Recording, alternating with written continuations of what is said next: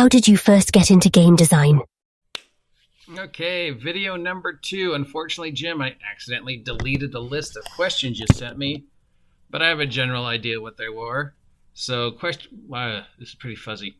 Question number 2. How did I get into game design, I believe was the question.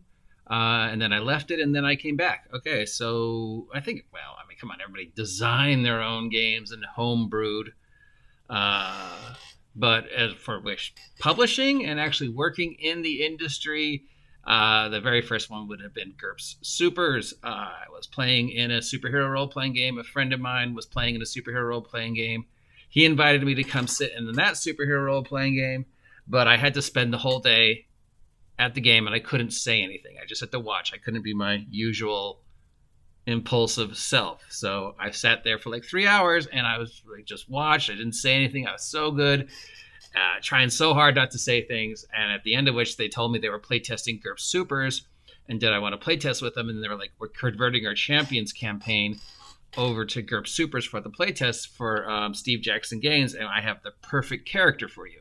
So I came back the next week to see what the perfect character was, and it was Foxbat from Champions, the infamous Foxbat villain from the Champions universe, which they thought was a perfect fit for me, and so I played that, and that went into helping to create and write GURPS Supers, and then create and write GURPS IST, and several other projects with Steve Jackson Games, including, of course, GURPS Cyberpunk, GURPS Cyberpunk, the game that got Steve Jackson Games raided by the Secret Service, GURPS Time Travel, GURPS Martial Arts, which I pretty much wrote with my friend TJ Storm, and then I started working with Artisolian and doing a lot of stuff with them, and then I just did a lot of independent things, and then I got into screenwriting and poetry, and I tried to design my own game, and that didn't really do anywhere. I think I sold 15 copies.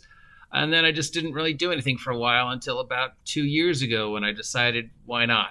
So I started doing it again. So that's my gaming, how I got into game design, which I think was question number 2, but I lost the questions. So I could be wrong.